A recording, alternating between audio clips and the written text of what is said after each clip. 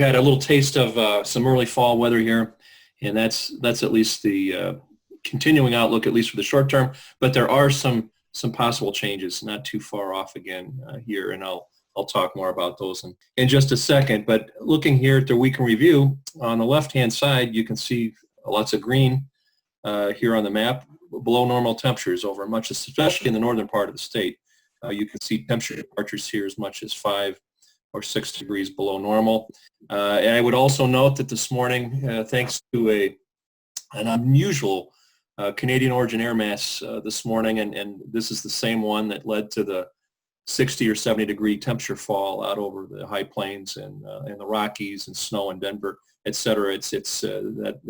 We're on the far eastern edge of that, or southeastern edge of that air mass, but we actually do have some sub-freezing temperatures in Michigan this morning up in the western Upper Peninsula. I noticed Ironwood was 29 here just a little bit ago, and so it's getting there. That's early in terms of the first freeze event for them. It's still early for that part of the state. I'll talk. There is a threat of that once again tomorrow morning, but it should be limited to northern parts of the state. More important story here for many people is the precipitation story, and especially across the southern part of the state.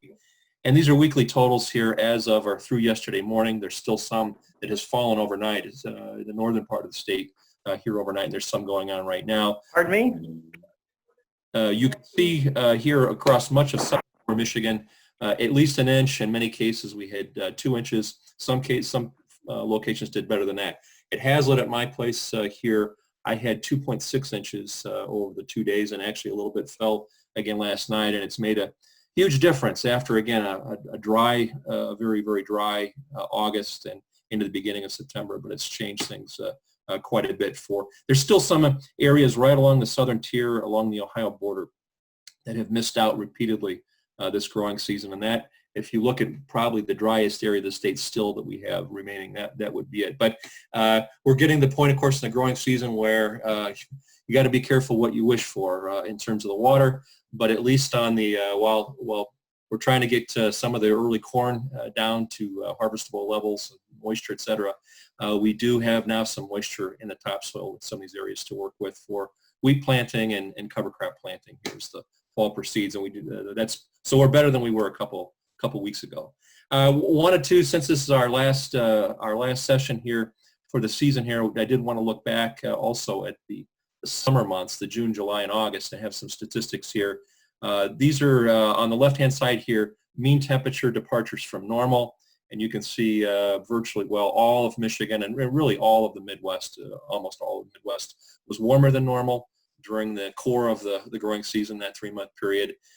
Most of Michigan is somewhere between 2 and 4 degrees Fahrenheit above the normal. Precip is a different story. It really depended on where you are, and these are precip totals expressed as a percent of the long-term normal, and you can see that those range from much above normal across northern parts of the state, in some cases more than 150% of normal, to significantly drier than normal as you approach again the southern boundary of the state along the Indiana and Ohio line. Some cases less than 50%. So a wide variety. I would also note here, we talked about this last week and a couple of the previous weeks, the dryness across southern lower Michigan is associated with a larger area across the Corn Belt this year. You can see that very well clearly identified here across a lot of the I-states, right to the center of the region, a lot of the major production areas here, especially as you move out into Iowa. That's where the most severe drought still is in the Midwest. But given the rain that you just saw here, a lot of these areas have picked up several inches of rain here since. So they are ending the season at least on a more positive note in terms of precipitation. But it has been in many parts of the Corn Belt this year a challenging year in some spots because of lack of rainfall. And the last drought monitor, this is last week's value. There will be changes in this week because of the recent rainfall here. You can see again the driest areas, both abnormally dry D0 and D1 moderate drought, primarily confined to southern portions of the lower, and that area should be significantly less as we get an update here this week based on the precept that we just reported on. Degree day totals for the season, and this is May 1 through the 8th of September. are above normal state and over much of the region. But interestingly enough, in the far northern parts of the state, we're not that much above normal, maybe 50 units or so, base 50 degree day units ahead. But it increases as you go south, and a lot of the central lower here you can see is somewhere between 150 and 200 units above normal. So it's a fairly healthy surplus of degree day units at this point in time, and that reflects, again, those above normal temperatures that we saw during a lot of the growing season. Well, looking at our map here this morning, we've got a stationary frontal boundary down to our south, and no, I didn't use the same map last week and the week before. It's just that we've been in a very, very sort of a repetitive pattern here, and looks like this map looks a lot like what we have seen in the last few weeks. And this frontal boundary is marking the difference, at least now over the last several days, between again, cool Canadian origin air to our north. You can see the high pressure center of that air mass here just off to our north and west, and still a warm, some subtropical air mass here to the south. So there's a large difference in temperatures from the 50s and 60s to the north to the 80s and 90s, and or at least during the daytime here to the south. So lots of temperature gradient and contrast here. But the big key here really for the last several days is we've had some upper air disturbances moving along this boundary, and it's basically a conveyor belt for precipitation and moisture coming up from the Gulf of Mexico, and that's why we have seen here so much rain over the last several days. And there's still it's cold enough out in the high plains and portions of the Central Rockies. A lot of the precipitation has fallen in frozen form. That's how cold the air mass was. Fortunately for us, the core of this air mass, the coldest air, has generally stayed west of Michigan. I'm going to talk more about that in a second. We've got one more round here today of precipitation. You can see that on the radar time lapse here down in the lower left-hand corner, moving across the northern lower. That will gradually dissipate with time here as that, again, high pressure is going to be taking over, and so we'll see that that precip gradually come to an end during the day. Maybe a couple sprinkles left late in the day in far northeastern parts of the state, but generally we should see drier conditions, and in some spots a little bit of a peak or hint of sun by the end of the day, or at least a crack in the clouds from where we've been recently. By tomorrow morning, high pressure firmly in place right over, so you can see right over the northern lower. That definitely has a role in our forecast because we could again see some frost and or freezing temperatures across northern parts of the state. And I've got a map to show you that here just in a second. But the next weather system of note, getting it organized here once again along that frontal boundary, the same one, and it will be headed our way on Saturday. And here's our map on Saturday morning. You can see that weather system moves northeast, and with it brings a chance once again of showers. It will start the first showers probably beginning in western upper Michigan and maybe the far western lower peninsula by the afternoon hours, but then spreading statewide by late in the day and overnight and into Sunday. Right now it looks like for most of the state the best chances for precip will be overnight Saturday and then into early Sunday. While the rainfall coverage should be pretty good with the system, it is not a particularly heavy rain is expected. A little bit of exception to that might be in the far northern part of the state. There will probably be more rain with that, probably for a longer time frame. But for much of the state, we're talking maybe about a quarter of an inch or so expected with the system. And then after the rain, that rainfall will come to an end on Sunday. We should see several dry days in a row next week. And looking at the other issue with regard to temperature, we should see a little bit of a moderation from where we've been. We've been, 10 degrees or more below normal here over the last couple of days. We should see a little bit of moderation today, but noticeable tomorrow. High temperatures back up into the 60s and low 70s across much of the state, and they'll probably stay there over the weekend and into next week. Low temperatures warming from, the 30s tomorrow morning and 40s back into the 40s and 50s here by the weekend and into next week. So again, quite a bit closer to normal temperatures here as we move into the weekend and into next week. Precip totals for the upcoming week, quite a bit north to south range. We've seen that a lot of times this growing season, ranging from less than a quarter of an inch in the south expected through next Thursday to more than an inch in the far north. And again, most of this precipitation you see here is what is expected to fall here this weekend because will likely be dry, most of the state on both sides of that, especially south today. And then again next week, Monday through Thursday next week, right now look dry as well. I talked about the low temperatures. This is a minimum temperature forecast overnight tonight into Friday morning for Michigan, and you can see some sub-freezing values indicated for, and it's primarily going to be interior areas of the Upper Peninsula. If we see it at all, I would not, given where that center of that high pressure system is, though you saw on the forecast map, we'll have to keep an eye on this for the far northern lower. Again, in interior areas, we're not going to see frost or freezing temperatures near the shores, but certainly interior areas and low-lying areas would be spots where we might see, again, some frost or freeze formation. After that, we should see moderation by Saturday morning, probably 10 degrees or more warmer on Saturday morning than will be the case tomorrow. So one more day, we have some frost up there again this morning in the western upper, but for most of the state, it will just be a cool, seasonably or a little unseasonably cool morning here with minimum temperatures generally in the 40s. PET rates, given the cooler temperatures here, are expected to fall. Also some clouds in there you can see for the weekly totals. We're generally talking about average daily rates about 1/10 of an inch to 1100. So definitely down from where we've been a lot of the summer, but that's a reflection here of our cooler temperatures expected. In the medium range forecast guidance, there are major changes to note, and there should probably be a big caveat or a grain of salt maybe thrown in with this outlook. This is the 6 to 10 day outlook. The 8 to 14 day outlook, which goes several days beyond this, very, very similar, but in general, they call for a de-amplification or a flattening out of the jet stream here across North America. And you can see that indicated. There's still a ridge here out over the far western U.S. and then a trough down over the southern, southwestern part of the U.S. But for much of the Midwest and the East, generally west to east flow. And with that, well, some changes are expected. So we've had troughing, of course, over much of the region here for the last several days, which has resulted in these cooler than normal temperatures.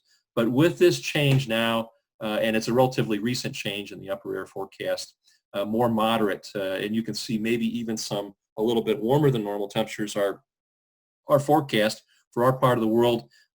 Again, this is the official outlook, but I'm not completely sold on this. There still will be cool air here in Canada, and it's not very far away. So I guess, again, take this one with a little bit of a grain of salt. The forecaster confidence in this outlook is definitely lower than normal for this time of the year. And it's a transitional time of the year as we move into the fall, so it's not as high anyway. But especially for this time frame, it does suggest, though, that there will be some changes coming up here by probably the third week of the month. And most of the long lead outlooks, which I'm going to get to next finally, suggest warmer than normal weather will return for at least a good chunk of the remaining fall season. Last thing on this one for precip, not much of a real direction. A lot of our medium range forecast guidance up until now had been calling for drier than normal conditions, and I think for next week that's a good bet. But beyond that, a lot of question marks, and again, there's just, because of this change or this new forecasted change in the jet stream, it's a little bit, there's just low confidence in this direction here. So moving out ahead, I mentioned warmer than normal. That's the real theme, I think, for the fall here. And when does that come? Well, it could be as early really as the latter half of September, but that is the general consensus here. These are, and there's a lot on here, these are 3-month outlooks, and they start here with the October through December period, and then it reads a little bit like a book. We go over towards the winter, December, January, February, and then the middle and or the latter part of the winter and into the spring, and it goes all the way into next year.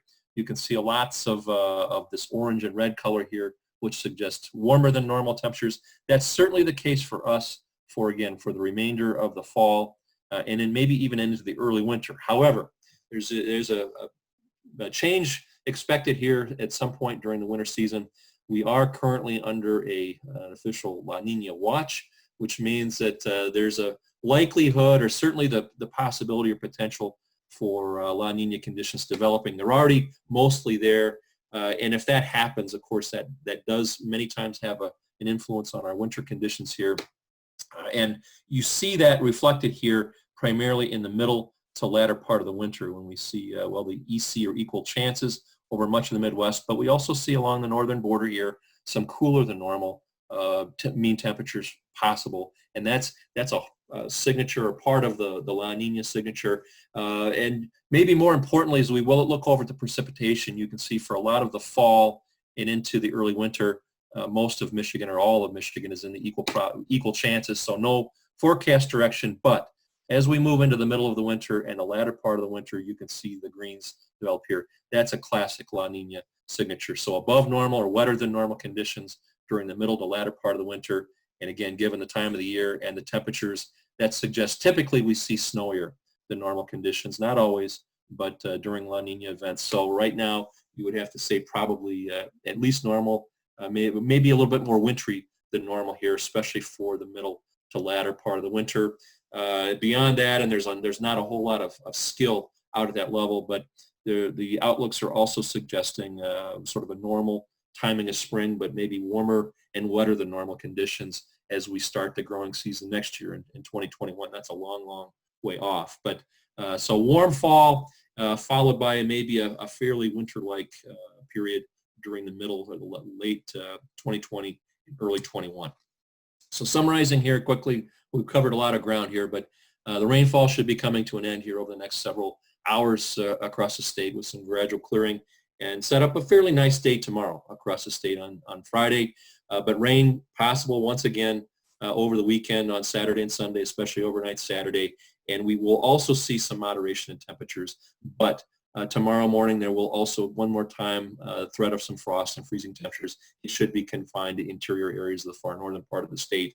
Other areas mostly remaining in the 40s, warming into the 50s for low temperatures here this weekend, and then highs in the 60s and 70s. Not too far from where they should be. And finally, as you just saw, the medium range is having some issues right now with continuity. So we'll, for what it's worth, it does suggest some moderation in temperature, but again, we'll believe it maybe with a little bit more time here. And then you just saw the long lead outlooks, which still suggest warmer than normal conditions for a lot of the rest of the fall, but possibly winter, more winter-like conditions for the middle of the winter season. And I'll stop there and see, Eric, I'll turn it back to you and see if there might be any questions. All right. I do want to cover one question before we switch gears here. Dan asks, has there been any talk about still having virtual meetings for the weather portion during the harvest season? This is our last session for the cropping season, but I had not heard that we were considering having the weather portion. So do you have any feedback on that, Jeff? I hadn't discussed it, but it's if there's a need for it, a demand, we certainly did need to talk about it and I guess see what kind of things people are interested in. But it's certainly a possibility. But we can have that discussion. I hadn't had it personally yet, but we're at that transition where at least these kind of things come up. So it's if there's a need for it, well, we should talk and discuss what options there are. Okay. Phil, why don't you go ahead and wrap us up with RUP credits and survey information. Thank you, Eric. Eric, I just want to say a huge thank you to Dr. Andresen for his weekly weather updates. He was on every single week for us this year, and that's really a large commitment. So we want to say thank you to Jeff for all of his updates. It is really a very big part of our virtual breakfast, and I want to especially say thank you, and we'll probably be in contact with you talking about whether monthly updates are going to be or weekly updates are going to be coming forward. Thanks. In addition to that, I want to say thank you to all the specialists that were part of the virtual breakfast this past year. We have a large group that has been very involved, and many of these specialists have been in the background answering questions, available for anyone to talk with producers or agribusiness. And so I do want to say, again, thank you to our specialists and also to our hosts, all of the field crops educators that have been part of the virtual breakfast this past season. I think it's been a huge success.